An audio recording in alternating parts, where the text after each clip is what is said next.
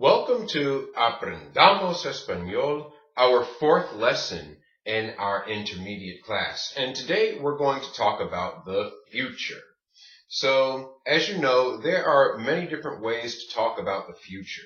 You have when you talk about the near future, like when you say, I'm about to do something, or I'm going to do something.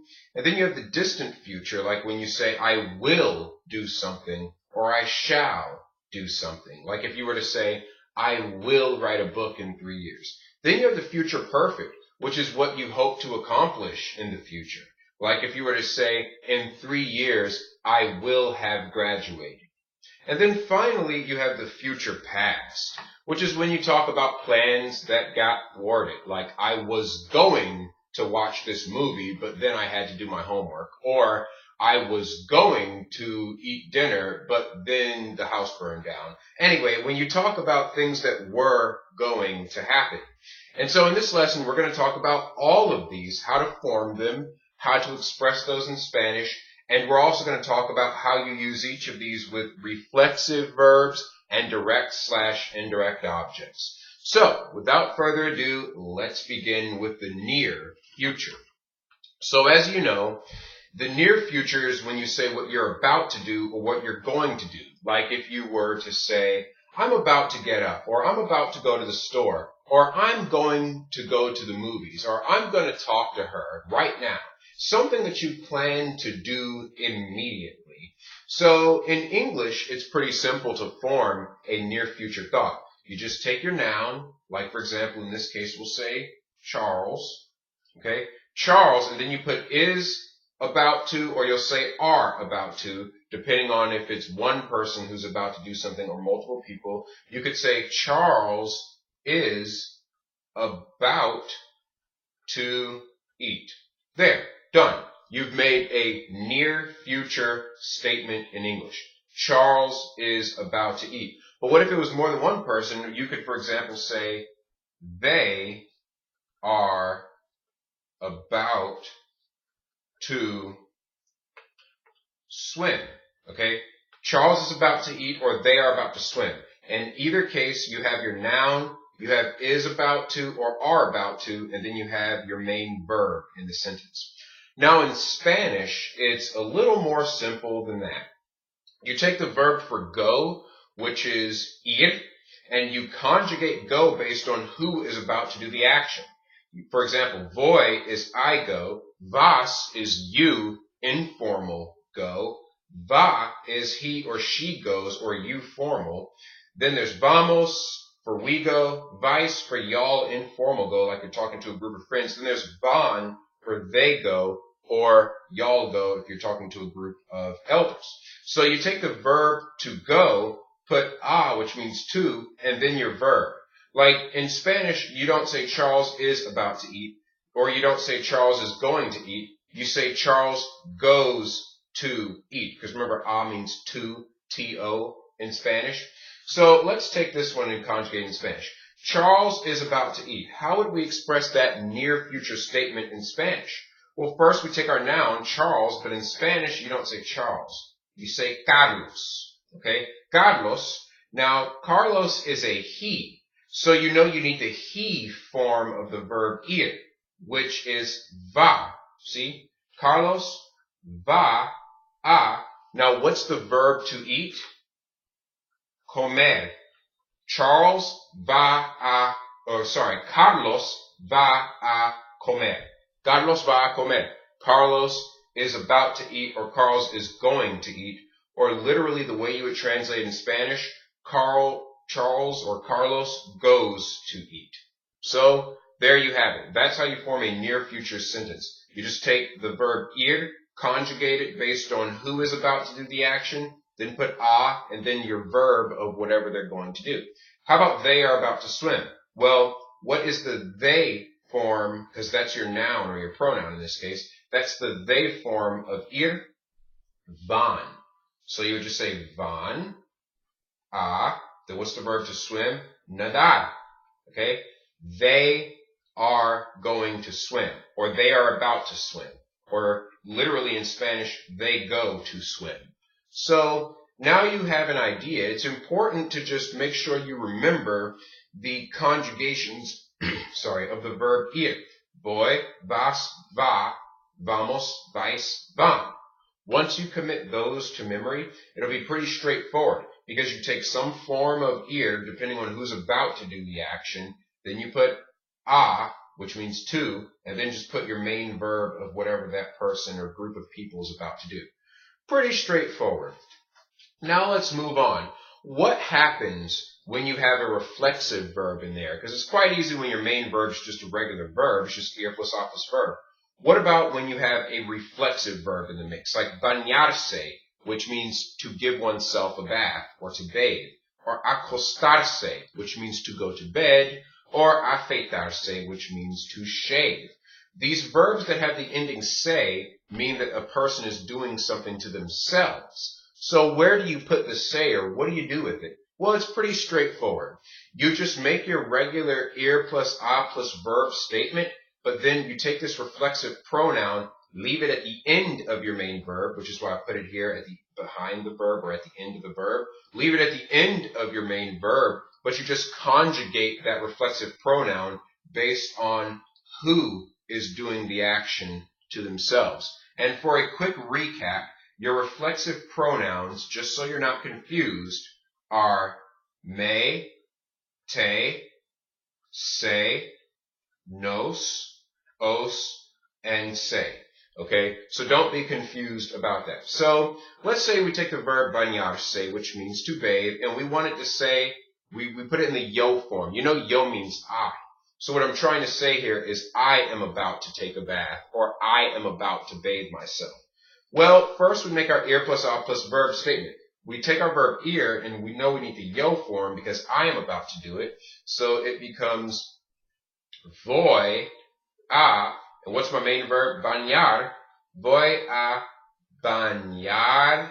And then I need the me form because that's the yo form of the reflexive pronoun se.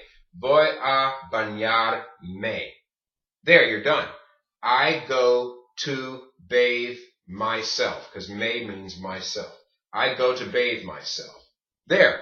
That's how you say I'm getting ready to take a bath in Spanish. I go to bathe myself. Now, it's important to note, the only reason why this me goes right here at the end of this bañar is because bañar is in the infinitive. Bañar is unconjugated. Because bañar ends in AR, ER, or IR, because it's unconjugated, you can stick your reflexive pronoun right at the end of it. Voy a bañarme. How about acostarse, to put oneself to bed or to go to bed? We need the el form because we're trying to say he is about to go to bed or he is about to lay down or whatever. You would first take your el form of the verb ir, remember, because we need ir plus a plus verb. And so we would say va, which is the el form of ir, va a, and then we just take our verb acostar, and then we need the el form of the reflexive pronoun, which is just se. So va a acostar se, which literally means he goes to lay himself down. Remember, because acostar is in the infinitive, you can just take your reflexive pronoun, slap it at the end, you're done. How about afeitarse? Afeitarse means to shave oneself. And we need the nosotros form. And as you know, nosotros means we. So what I'm trying to say here is we are about to shave ourselves, or we are about to shave. We need the nosotros form of ir to start us, which is vamos, a, remember, because it's ir, whatever form of ir based on who's doing it, a, then your verb, which is afeitar, vamos a afeitar. Now what is the nosotros form of the reflexive pronoun? Nos. Vamos a afeitarnos, which literally means we go to shave ourselves. Or translating it, you would say we are about to shave ourselves, or we're getting ready to shave. All right? So that's how you use the near future with the reflexive pronoun. You just take your reflexive pronoun, whatever form you need, and put it at the end of your main verb. There, you're done. And as a general rule of thumb, whenever your main verb is unconjugated, meaning it's left in the er or air form, er form, in those cases, if you have a reflexive pronoun or a direct or indirect object pronoun, any of those little particles, you can just slap them at the end of your verb all together as one word. For example, in your direct objects, now I'm going to briefly explain what a direct object is so you're not confused. A direct object is the thing being acted on in the sentence. You see here I have it and those circled or boxed in. That's because that's the direct object of the sentence. For example, if I were to say, I bake a pizza, the pizza is what's being acted on. The pizza is having something done to it in the sentence. So the pizza is the direct object of the sentence. But I could just as easily say, I bake it. Now, in that case, it is the direct object of the sentence. Whatever in the sentence is being acted on or is having something done to it, that is your direct object in the sentence. Now, in Spanish, you have direct object pronouns. You have me, te, lo, and la, depending on if the object is masculine or feminine, nos, os, los, and las, depending on if the objects, plural in the sentence, are masculine or feminine. So now that we know that, lo and la basically mean it, los and las means those or these. Now, these are the four most common direct object pronouns you're going to see in a Spanish construction. Like right here, I'm about to read it. Now, when you make a near future statement that has an it or a those in it, a direct object, you make your regular ir plus a plus verb statement, and then you take your direct object and just slap it at the end of the verb. Why? Because your verb is in its unconjugated form or in its infinitive form. So that's why. So I'm about to read it. Let's just make that statement first. What is I'm about to? Okay? Because I am the subject of the sentence, I know that I need the yo form of my ir statement. So that becomes voy a. What's the verb for read? Leer. Voy a leer. That means I'm about to read. Now how do I say it? Lo. Voy a leerlo. There. I'm done. You just attach the it onto the end of your unconjugated verb. Pretty straightforward. Voy a leerlo. I'm about to read it. Or this also means I'm going to read it, or I'm getting ready to read it. Any of those figures of speech we use to talk about the near future. She is going to write those. Now, because she is the subject of the sentence, we know we need the ella form of our ir. What is that? Va. Okay? Very simple. Va a. What's the verb for write? Escribir. Sorry, I had to make my sentence trail here. I have to go under this chart. Va a escribir. She's going to write those. She's going to write plural things. Okay? So she's going to write multiple books. And the word for book is libro, which is masculine. So, va a escribir los.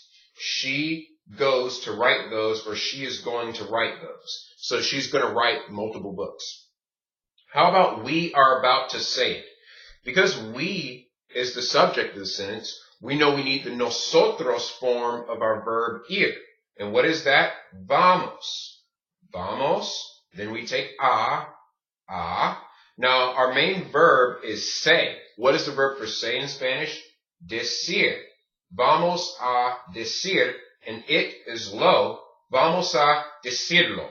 See? We just attach it at the end of our main verb, and then we're done. Vamos a decirlo. So pretty straightforward. Whenever you have any pronoun just floating around in the sentence, if your verb is unconjugated, see how it's in the ER form, the IR form, just the unconjugated form, you attach your direct or indirect object or your reflexive verb pronoun right at the end of your verb. Now let's move on to indirect objects. Now, I'm going to explain to you what an indirect object is just so you're not confused. An indirect object is the recipient in the sentence. Do you remember in the last example I gave where I said, I am about to bake a pizza, or I bake a pizza? Now, if I were to say, I bake a pizza for Jim, Jim is the recipient of the pizza. Jim is the person in the sentence who's receiving something. And so because he's receiving something, he is the indirect object. So whoever in the sentence is receiving something, that's the indirect object. Now, just for short reference, your indirect object pronouns are me, te, le, nos, os, and les. Okay? Very simple. Those are your indirect object pronouns, just for quick reference. Now, in this statement, I'm about to buy you it. How do we make near future statements when you have an indirect object in there, when you have a person receiving something? It's very simple. It's just like before. You make your regular ir plus a plus verb statement, but when you get to the end of your verb, you put your indirect object pronoun and then your direct object pronoun. Now that seems a little backwards, doesn't it? Why would you put the recipient in front of the thing that they're receiving? In English, we would say, I'm going to give the pizza to Jim. But in Spanish, you say, I'm going to give to Jim the pizza. So in Spanish, you put the person before the thing they're receiving. A simple way to memorize this is just you put the who before the what, because people are more important than things. That's an easy way to keep it memorized. So in this sentence, I'm about to buy you it. Now, you is underlined. I have all the indirect objects underlined because you are the recipient in the sentence. You are receiving it. She is receiving it, and you are receiving those. So whoever's receiving in the sentence, that person is going to be the indirect object. So in the statement, I'm about to buy you it, you start by making your regular ir plus a plus verb statement. I'm about to do something. Well, I am the subject of the sentence, so I know I need the yo form of ir. So that'd be voy a, ir plus a plus verb, comprar, which is the verb to buy. Voy a comprar. Now we need to make our indirect object, or our recipient. I'm going to buy it for you. What is you? Tú. So what's the tú form of the indirect object? Te. Voy a comprar te. And what's it? We already learned that. Lo. Voy a comprártelo. And that is a compound word. Those are not separate. That's all together. The only reason you can put those all together is because your verb is unconjugated. Your verb is in its basic AR form. Voy a comprártelo. I'm going to buy you it, or I'm about to buy you it. She is about to tell her it. So we start with she as the main subject of the sentence. So that's ella. So we need the ella form of ir, which is va. Va a. And what's the verb for tell, our main verb? Decir. Now, if you're going to tell her it, what is to her? Le. And then what is it? Lo. Now, you would think you would be done, va a decirle lo, but that's not actually, you're not actually done here. Why? In Spanish, excuse me, in Spanish, they don't like when your direct object and your indirect object both begin with L. So if both of them begin with L, you must change your le or your lace to a se. So it becomes va a decir, celo. That's just a simple word to remember. If they both begin with L, change the le or lace to a se. There.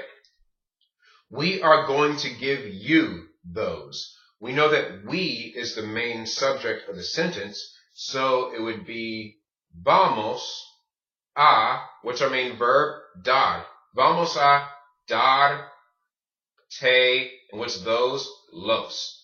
Vamos a dártelos. We go to give you those, or we are about to give you those.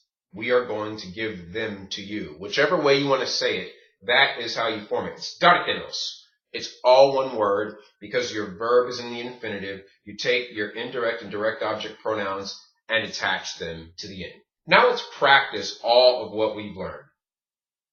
We have 3 statements that I want you to try to translate into Spanish.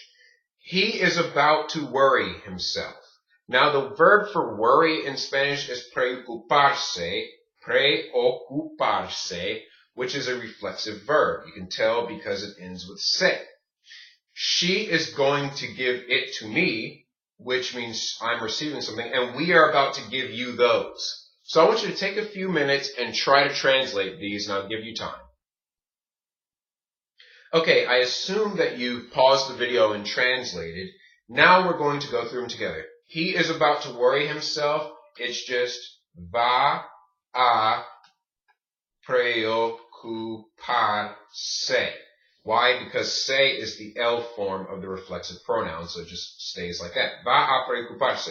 He's about to worry himself. She is going to give it to me. So, because she is the main subject, that's va a dar. You put the recipient first, which is me, me, then the thing I'm receiving, lo. Va a dármelo. She is going to give it to me, or she's about to give it to me. Now, how about we are going to give you those? It's vamos a dar. We are going to give you te, because it's giving to you, you're the recipient. Vamos a dártelos. Now, if you had a formal situation, you would say vamos a dárselos, because the se would be taking the place of le, which is the formal way of saying you. So it'd be vamos a dárselos or vamos a dártelos, depending on if it's an informal situation, like you're just talking to a buddy or a close family member, or if it's a formal situation, like if you're talking to your boss at work or talking to an elder. That's really the only difference in Spanish between formal and informal. Informal is if you're talking to a buddy or a family member, and formal is if you're talking to a boss or an elder. Now that we understand how to make statements in the near future, let's talk about the distant future. Okay, the distant future works a little bit differently. In this case, with the distant future, your verb actually is conjugated. But we will get to that in a little bit. Let's just start off just basic. In English, how do you make a distant future statement? You just take your noun and then you put will and then your verb. You're done. It's very straightforward. Like if you were to say Jamie, okay, I know that's not how you spell Jamie. That's actually the Spanish way of spelling it, but okay. If you were to say Jaime will eat, okay? Jaime will eat on Tuesday, okay? See how we have our noun, then will, then our verb? We have noun, then will, then verb. Jaime will eat on Tuesday, okay? Now, in Spanish, to make this statement, you just take your noun, whoever's doing the action, then you take your main verb, and then you just add an ending to your main verb, depending on who will do the action. For example, if I were to say I will, I just take my normal verb and put e at the end of it. If I were to say you will, informal, take your normal verb, put as at the end of it. And so on and so forth. A for he, she, or you, formal. Hemos for we will. Es for y'all, informal will. And on for they will, or y'all will, formal. And it becomes pretty easy to remember which is which once you know what each of the personal pronouns are in Spanish. So let's take this same statement. Jaime will eat on Tuesday. You start by saying el martes, which means on Tuesday. Jaime, which is your noun. Now you take your verb, which is comer, and then you just add the ending that corresponds with Jaime.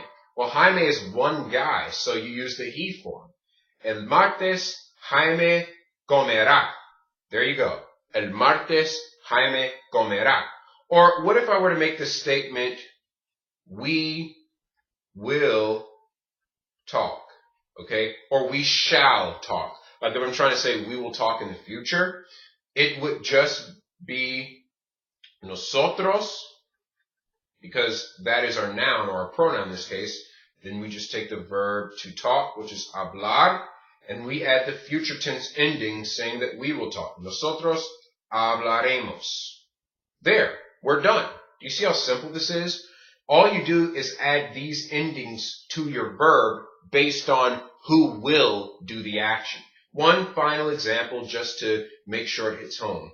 What if I were to say, they will write? Okay? They will write. I would just take they, which is ellos, will write, and for will write, remember your will is built into the ending of your verb. So I take ellos and then I put my main verb, which in this case, it's a funky looking E, escribir. I just take escribir and then I put the future tense ending, ellos escribirán. They will write. So all you do is take your verb, your main verb, and just add these endings after the AR, ER, or IR, or after your infinitive, and then you've gotten a distant future statement. Now let's practice this, but before we do, you do have some irregulars where the stem of the verb does change before you add your endings. Now, do you remember all those examples I just gave with hablar and escribir and all of those where you just take your verb and you just take your regular ER, AR, IR, your just regular infinitive ending, and you just add those endings at the end of your infinitive? Well, there are some times where it's not that simple, where you have to change the spelling of the verb a little bit before you add your endings. These are the most common examples in Spanish of it. For example, caber, you would not say cabere, caberás. You have to drop this E. It becomes cabre, cabras, and so on and so forth. I'm just giving you the yo and the tu form of all of these future tense verbs, but there are more examples than this. This is just the main idea. Poder, which means to be able to.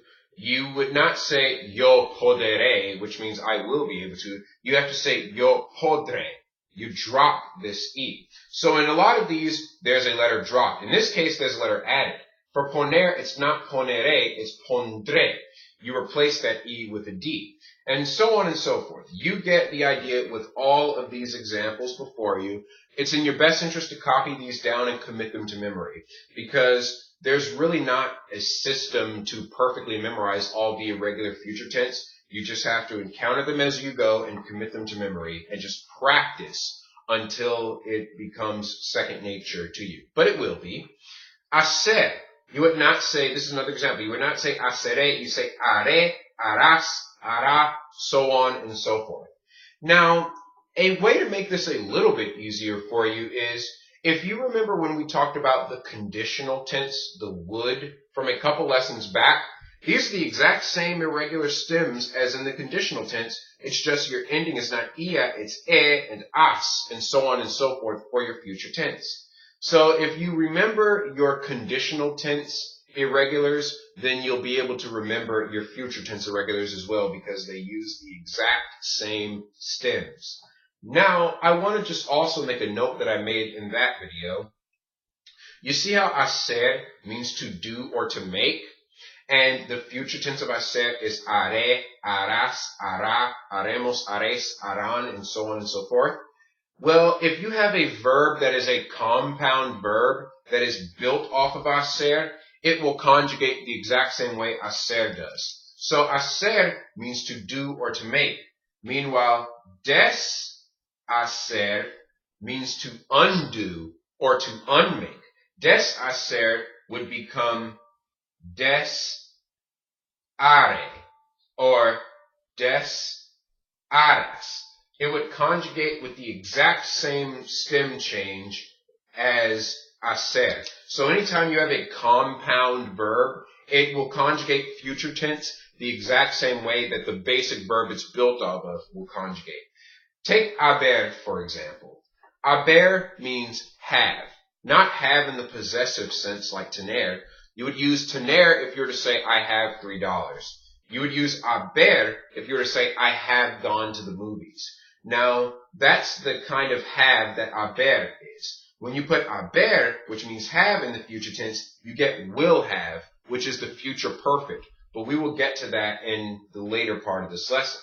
But this is just to get you to understand that you have some irregulars for the future tense in Spanish, and if you have any compound verbs, they will conjugate in the future the exact same way that the basic verb they're built off of will conjugate.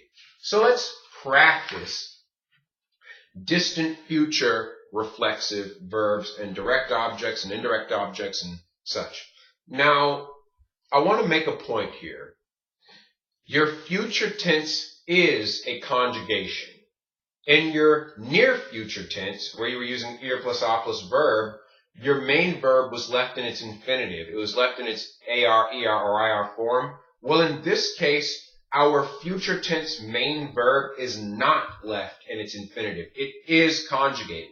And because it's conjugated, we cannot take our reflexive and indirect and object pronouns and just slap them on the end like we did with our infinitive verb.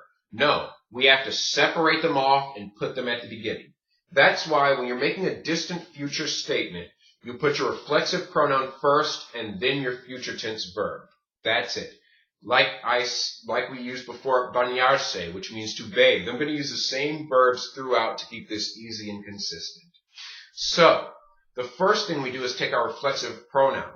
So we know we want this in the yo form. So what is the yo reflexive pronoun? Me. Then we take our verb, which is bañar, and we just put the future tense ending. We know the yo distant future ending is in E with an accent mark. Me bañaré. That's simple, which means myself I will bathe. That's how you make that statement. You just take your infinitive and add the ending. Now this is a conjugation. Okay? What if I wanted to put the to form of acostarse? Acostarse means, again, to put oneself to bed. And so I want to say you will do this. Okay? So then it becomes te, which is my to reflexive verb. Then I take acostar. And then I just take my to ending in the future, as. Te acostarás. Okay? You will put yourself to bed. I'm talking about what you will do eventually. Okay? What about afeitarse? Okay? So afeitarse means to shave oneself, and I want the vosotros form. Vosotros means y'all informal, like you guys. Okay? So I would start with my reflexive pronoun first, which would be os.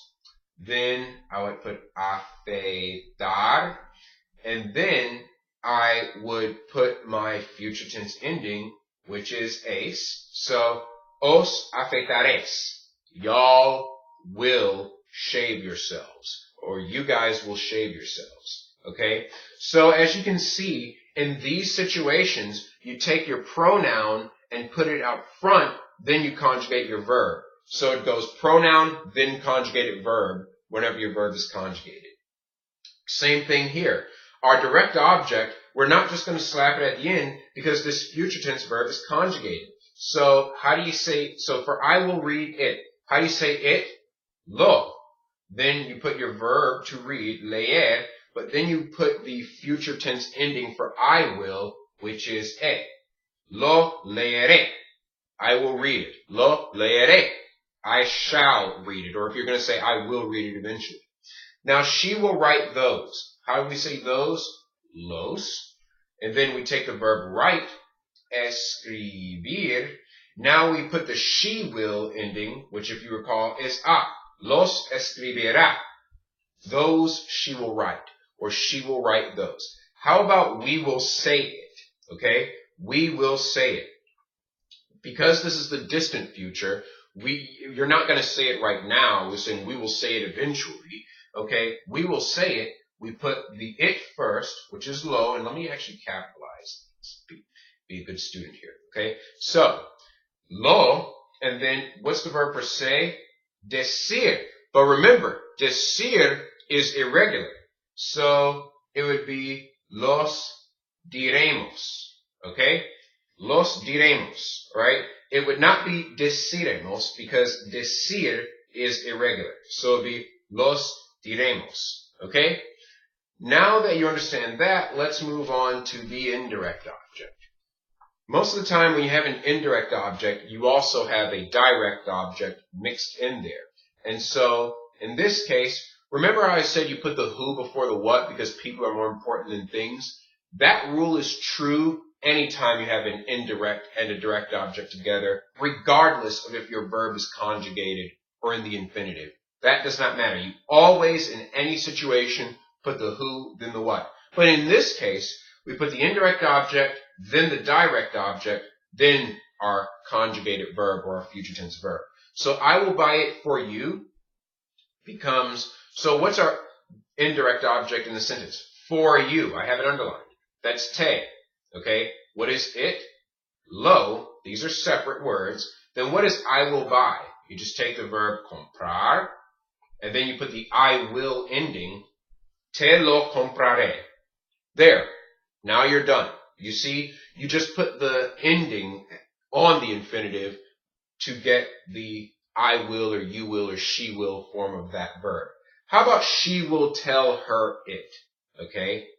Now, what is, her is the recipient, so her would be lay.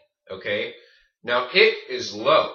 Now, remember I told you that if both of your pronouns begin with L, Spanish doesn't like that, so you must change the first one to say.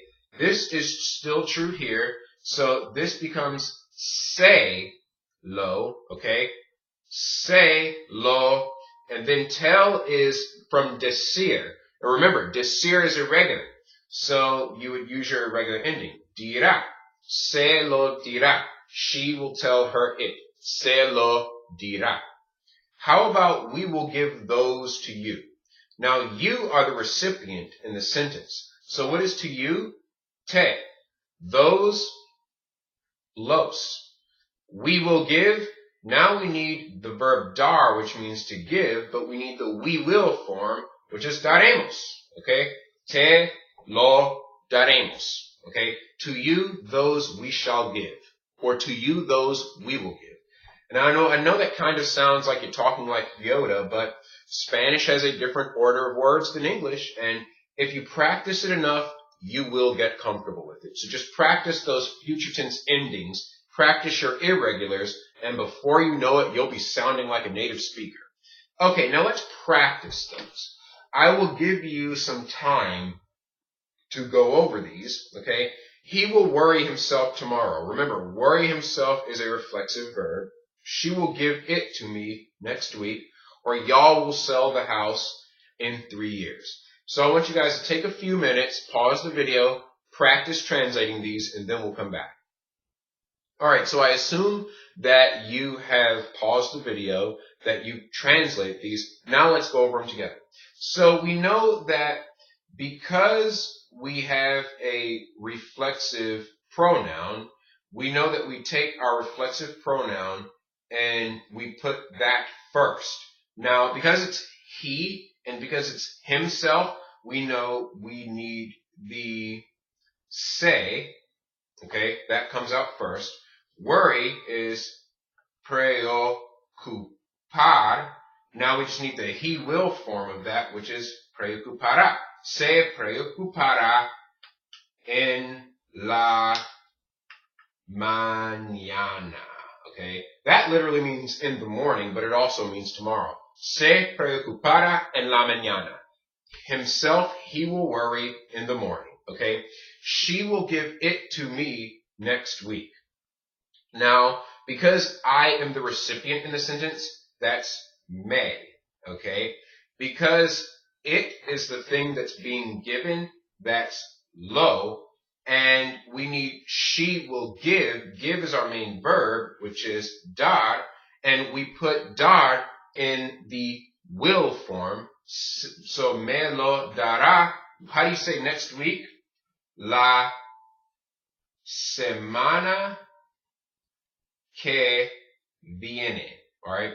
And don't be confused with la semana que viene. That just means in the week that comes, okay? Or in the coming week. So, to me, she will give in the coming week, or she will give it to me in the week that comes, or she will give it to me next week. You could also say próxima semana, which literally means next week, but I'm just trying to get you started here. Now, y'all will sell the house in 3 years, all right? So, how do you say you start with in 3 years.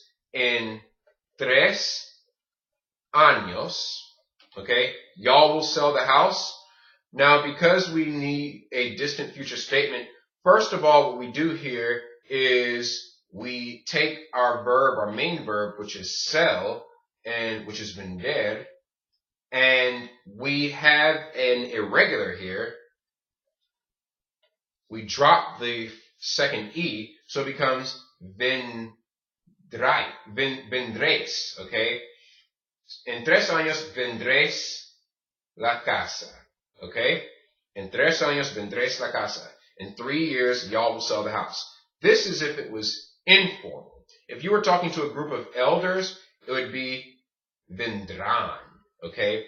So either or. It's vendréis if it's informal. It's vendrán if it's formal. Either way, en 3 años vendréis la casa, or en 3 años vendrán la casa. Okay, now that we understand that, that is basically how you form statements in the distant future, the I will or I shall. Now let's talk about the future perfect. So for this one, it helps if you already watched the perfect tense videos, because the perfect tense would help you understand the future perfect. Now, the future perfect is when you say what you will have done. Like, I will have done this in 3 years. Or I will have said this when she gets home. You talk about what will have happened. Now, in English, it's pretty simple to form a future perfect statement. You just take your noun, put will have, and then your past participle. It's that straightforward. Like if you were to say, David will have eaten. Okay? David will have eaten. Pretty straightforward, right? Nothing really all that confusing. Spanish is a little simpler than that, because our verb for will comes in the have form. So as you can see over here, I'm going to bring this chart to your attention. We have here the verb haber. The verb haber means have. Remember I showed you, but it doesn't mean have like I have $3. It means have like I have gone to the movies, or I have seen it. That form of have, when you put it in the future tense, means will have. You see how we have these same future tense endings? Habré, habrás, habrá, habremos, habréis, habrán. See, these are the exact same future tense endings from before, but haber is irregular. It's not habere, it's not haberás, it's habré for I will have, habrás for you will have, if you're speaking informal, habrá for he or she will have, or for you will have formal, habremos for we will have, habréis for y'all will have, and habrán for they will have, or y'all will have formal. Sorry, this is actually formal, this is informal. Okay, so now that we know that, we already have our forms for will have, for who will have, so you just take your noun and you put it in that form, and then you just add the past participle. So, for example, David will have eaten in Spanish, David. That's how you say David in Spanish, David. For will have, we take the verb haber, put it in the future tense.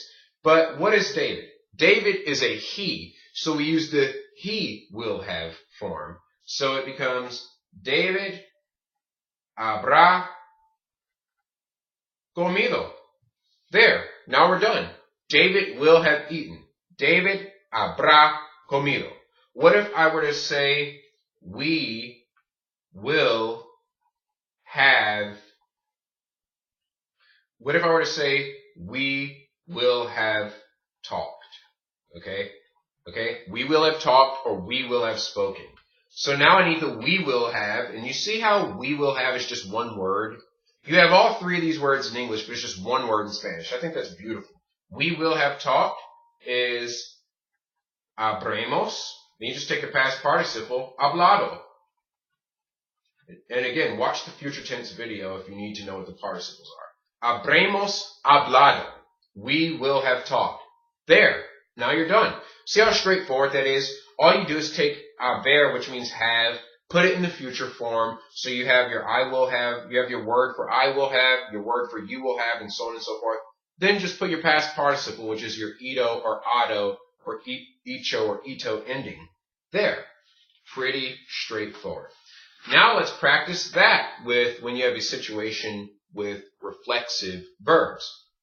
Now, because haber is conjugated, and because your main verb is in the past participle, you do not have any infinitives in this sentence. You don't have any unconjugated verbs that you can just slap your pronouns onto. So what does that mean? You must put your pronouns separate out in the front of the sentence and then make your future perfect statement. So, for example, bañarse, which means to bathe, and I want it in the nosotros form, which is we. So what I'm trying to say is we will have bathed ourselves, or we will have bathed. So what you do here is you take your reflexive pronoun and put it out front. So what's the nosotros reflexive pronoun? Nos.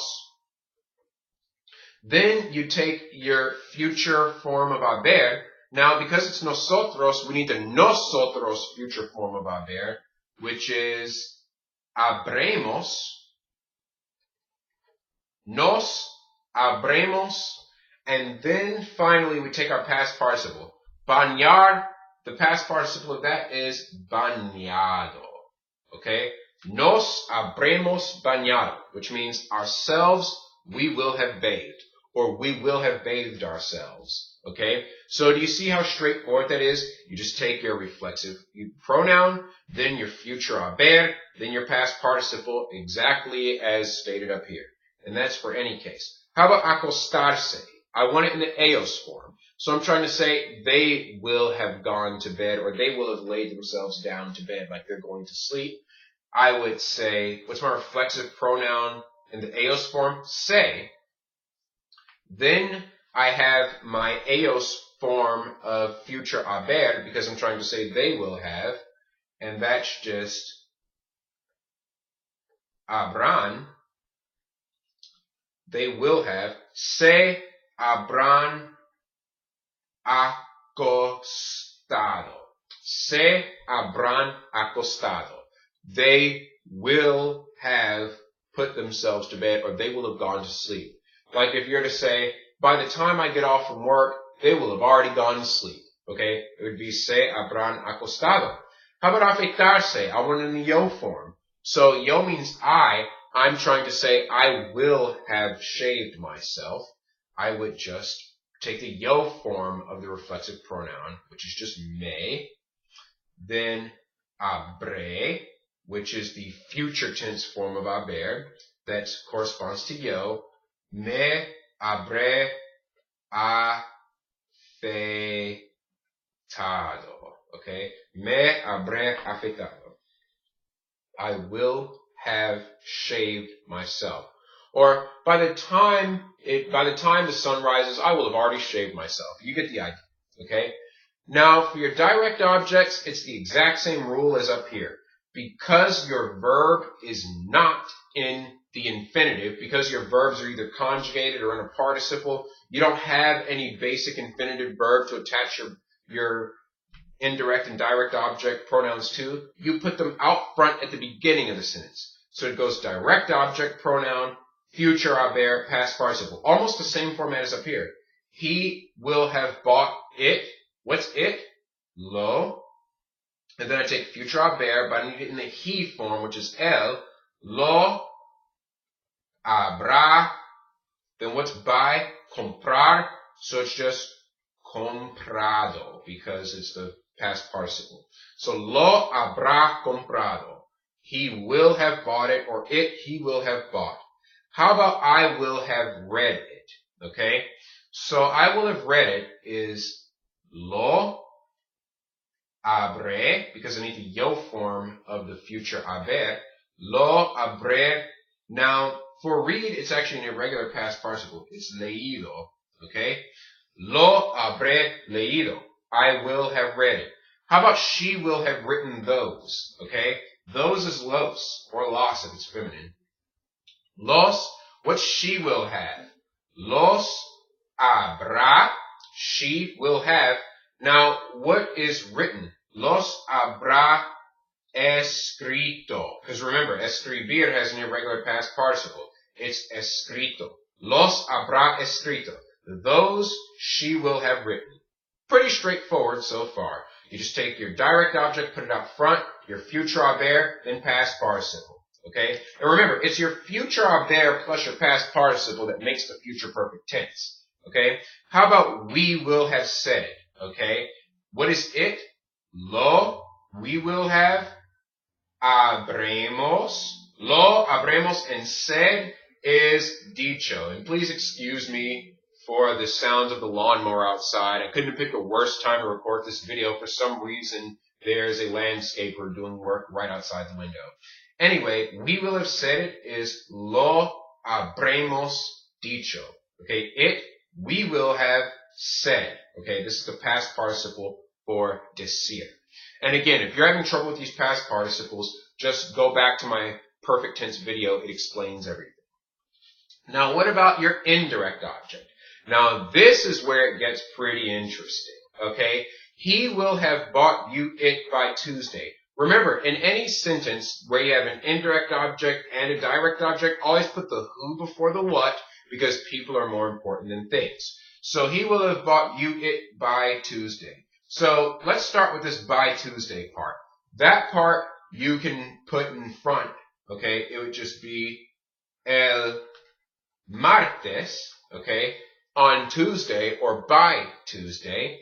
So he will have bought you it. So who's receiving it? You. Te, what are you receiving? It. Lo. Now you make your future perfect sentence, which is your future haber, then past participle. Te lo habrá comprado. Okay? El martes te lo habrá comprado. Okay? On Tuesday, and that part's just extra, but it's just to help you understand when we use this. You have your indirect object, te, your direct object, lo, and then you have your future haber, and we need the el form because he will have bought it for you. So it's te lo habrá, then your past participle for the verb to buy, which is comprar, comprado. El martes te lo habrá comprado. Very straightforward. How about she will have told her it by next week? Now, I just want to point something out here before we even begin to translate this sentence. You already know that it is lo. And you already know that something to her is lay. Now, remember, you can't have lay and lo together. The lay, because it's the who becomes a say. Okay? So you have say, lo, as your two particles. Now, how do you say by next week? It would just be la semana que viene, which means in the week that comes, la semana que viene, se lo, which we already have here, told, habrá dicho, okay? In the week that comes, to her it, she will have told. Excuse me. And remember, the verb for tell is decir, and the past participle is dicho. La semana que viene se lo habrá dicho. How about we will have given you those by Monday? How do you say by Monday? You could say para lunes, or para lunes. We will have given you those. Okay. So we need the recipient in the sentence. You, te. What are those? Los. Remember, because you put the who is receiving it, then the what is being received, then your future haber, then your past participle. So Para lunes te los, and who will have given it to you? We will have. So, habremos dado, okay, which means given. Para lunes te los habremos dados. By Monday, to you, those we will have given. Or we will have given those to you by Monday. Okay? Pretty straightforward. This is pretty much the same as with your direct object, only you put the indirect object first. It's a pretty straightforward construction. Okay? Now let's go to the practice. These are a few sentences. I want you to pause the video after we go through them, and then you're going to try to translate, and then we'll go through the translations.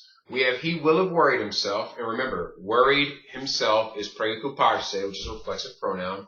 She will have given it to me by next month, and y'all will have sold the house in 3 years. Okay, so I want you all to practice these very straightforward, and so I want to just make sure that you understand what you're going to be going over here. So pause the video and work on it. Okay, I assume that you've paused the video and you've worked on it, so we are now going to move forward. He will have worried himself. So because worried himself is a reflexive verb, preocuparse, we always put the reflexive pronoun first, se, and then we put our future haber, se habrá, because it's he will, okay? He will have, se habrá preocupado, okay? He will have gotten worried, or he will have worried himself. How about she will have given it to me by next month, okay? So what you need to know here is for next month, it's para la mes que viene, para la mes que viene. Okay, so for the month that comes, or in the month that comes, she will have given it to me. So I am the recipient. So me, then it is lo, me lo habrá, because it's she will have, me lo habrá dado. Okay, very straightforward. Para la mes que viene, me lo habrá dado. And I need to correct an error here. It is el mes, not la mes. Para el mes que viene, me lo habrá dado. Very straightforward. See, because we have the she will have is habrá, and then dado is the past participle. How about y'all will have sold the house in 3 years? Y'all will have sold the house in 3 years. So, how do you say in 3 years? En 3 años. How do you say y'all will have sold house? What is y'all will have? That would be habréis, okay? Habréis, if it's informal, or habrán if it's formal. We're just going to be informal here. En 3 años, habréis vendido, which means sold, habréis vendido la casa. Okay, in 3 years, y'all will have sold the house. En 3 años, habréis vendido la casa. See? Pretty straightforward. Now, after you've practiced that, we will now move on to our final tense of the lesson. And that is the future past. Don't confuse the future past with the future perfect. The future perfect is I will have. The future past is I was going to. An easy way to remember the future past is, I don't know if you ever grew up watching Scooby-Doo like I did, but he says, I was going to get away with it if it weren't for you meddling kids. You talk about what you were going to do, okay? That's what the future past is. I was going to, or I was about to. It's pretty simple. In English, when you form a future past sentence, you just take your noun, you take was or were going to, and then your verb, and then you're done. For example, you would say, he was going to eat. He was going to eat. Or, we were going to study. Okay? So typically, you use the future past when you talk about something you were going to do, but it never really happened. Like, I was going to go to the store, but I got too lazy. Or, I was going to call my brother, but then the house caught on fire. You get the idea. What you're basically doing is you are talking about what you were going to do. Now, if you remember, back when we learned the near future, you took ir plus a plus verb and you were done. Well, in Spanish, it's the exact same thing, except in the future past. With the future past, you take the past form of ir, then you put a in your verb. And so what is the past form of ir? Well, in this case, we're going to use the imperfect form of ir. Remember, ir means go. So when you say iba, you mean I was going to, okay? Or I was going, literally. So iba means I was going. Ibas, you were going, informal. Iba means he or she was going, or you were going. Ibamos means we were going. Ibais means y'all were going. If it's informal, you're talking to a group of familiars. Then iban means they were going. And then it also means y'all were going formal. So, take these two statements above. He was going to eat and we were going to study. How would you make those in Spanish? So you take your noun, which in this case is he, which is él, then was going to, but in Spanish, that's your past ir, which is iba. Él iba a, then what's eat? Comer. There, now you're done. Iba a comer, or él iba a comer. We were going to study. How do you say we were going to? Íbamos. There you go. So it becomes nosotros as your noun or your pronoun in this case. Íbamos a estudiar. See? All you do is take your ir plus a plus verb. It's the same as in your near future, but your ir is in the past tense. So future past can also be called past ir plus a plus verb, as I have right here. But you use the exact same rules because you use the exact same rules as your near future simply because, guess what? Now your main verb is unconjugated. And because your main verb is unconjugated, you can attach whatever you need to the end of it, just like with ir plus a plus verb. It's the exact same rules. And to show you that, let's go through some examples with reflexive verbs. Again, so what if I were to say, I was going to give myself a bath, or I was going to bathe? See how you have the yo form here?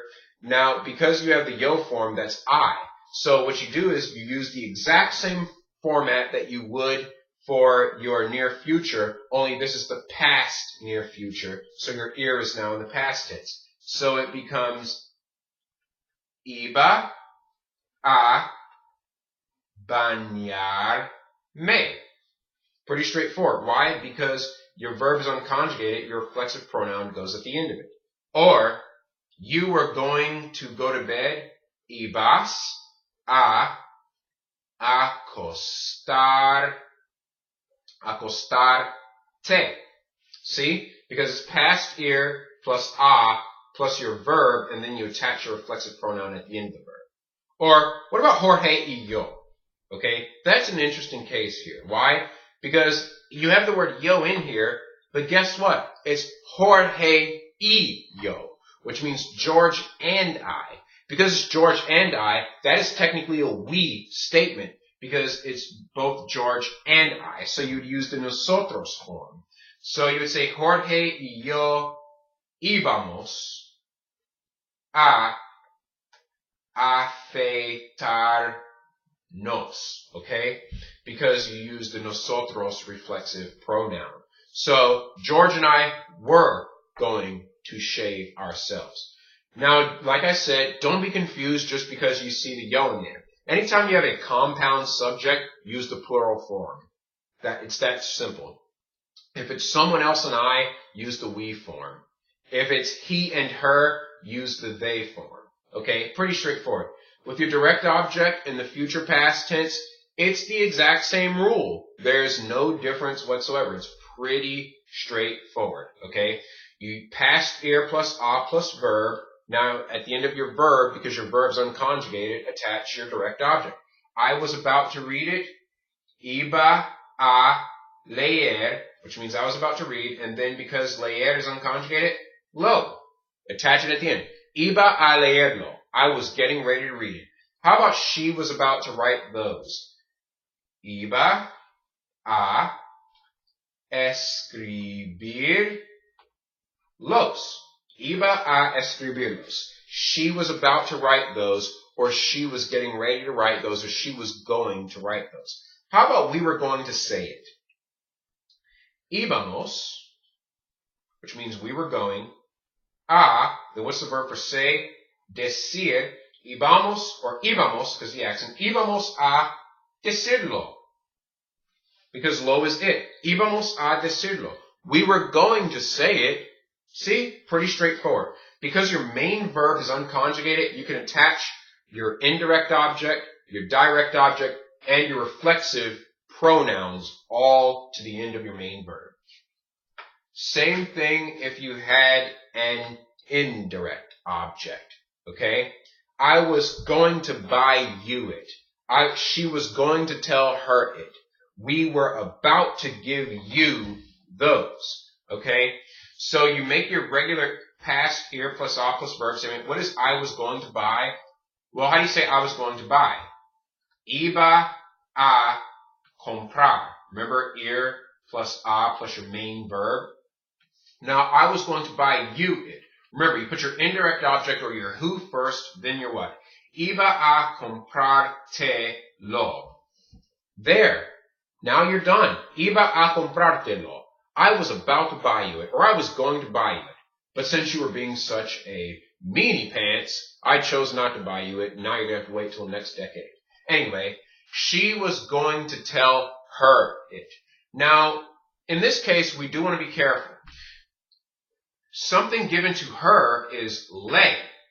It is lo. And remember, in Spanish, you can't lay low. So that lay must become say. Okay? She was going to tell her it. It's ella iba a decir se lo. Okay? Ella iba a decírselo. How about we were about to give you those? Okay? How do you say we were about to? Íbamos a, and what is to give? Dar, and I'm going to give it to you. Dar te, and what am I giving you? Those, which is los. Íbamos a dártelos. We were about to give you those, okay? We were about to give you those, but since you don't know how to behave, we're going to take it away, okay? You get the idea. You talk about something you were going to do. Now, I'm going to give you a few moments to practice that itself, okay? I want you to say he was about to worry himself, or you could say he was about to worry. She was about to give it to me, or y'all were going to sell the house, okay? Take a few moments and practice. Okay, so I assume you paused the video. I assume you worked on this. And so let's go through them together. He was about to worry himself. It's él. And you don't need the L. The L is optional. Iba a preocuparse. He was about to worry. Él iba a preocuparse. Pretty straightforward. Not much difficulty there whatsoever. How about she was about to give it to me? Or she was going to give it to me.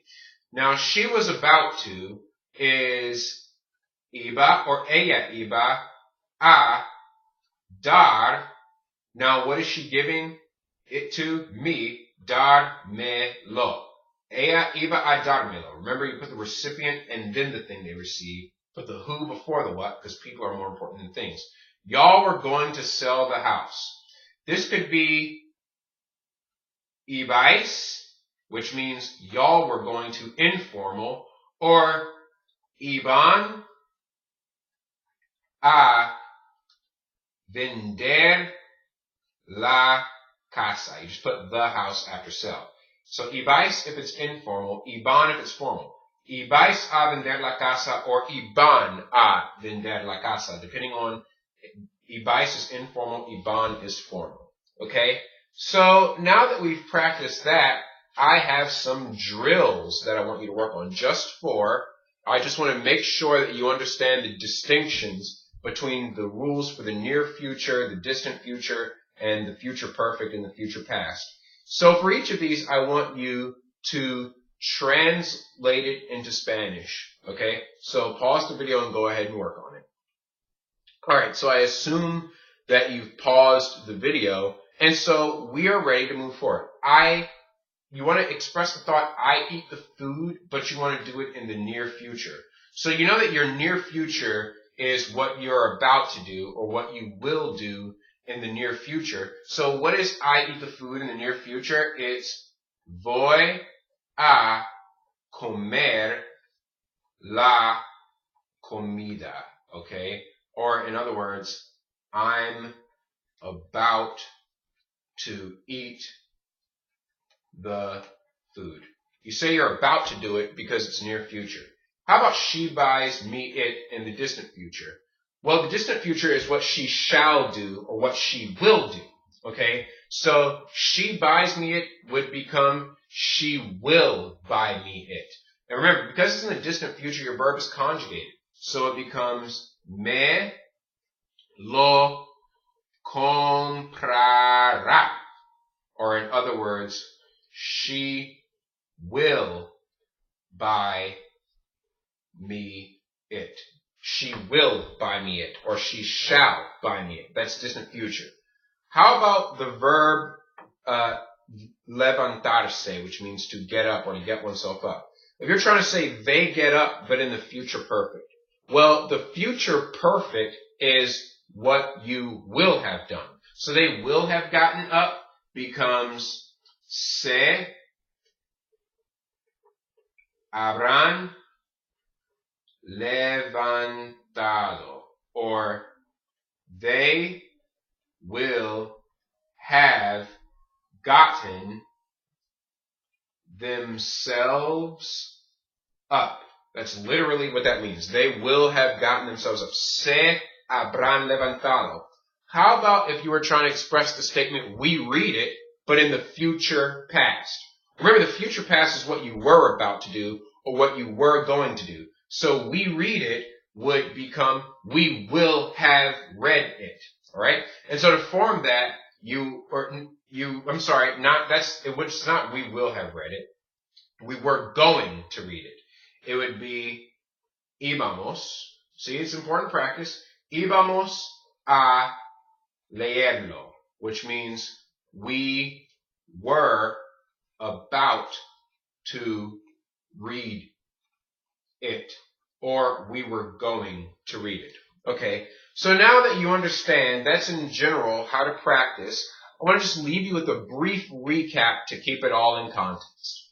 The near future expresses the thought I'm about to or I'm going to, and you just use ir plus a plus your main verb. That's how you express that. The distant future expresses the thought I will or I shall, and you just take your main verb and you add these endings depending on who will or shall do the action. The future perfect is when you express what will have happened. Like when you say, I will have done something, you just take haber, which means have, put it in the future tense, and then after that, put your past participle. And finally, the future past is what you were going to do or what you were about to do, and that is your past form of ir plus a plus your verb. Once you practice those, you will be able to express all kinds of thoughts, like frustration. You could say, I was going to do something, but then this happened. You'll be able to express ambition. By the time I'm 40 years old, I will have done this or done that. You'll even be able to express your plans. Like, we're going to go on that trip in 3 months, and this is where we will go. And you'll be able to also express what you're immediately about to do. When you say, I'm about to swim, or I'm about to do this or do that. Once you master these, you'll be on another step towards sounding just like a native speaker. All right, get out there and practice. Aprendamos Español.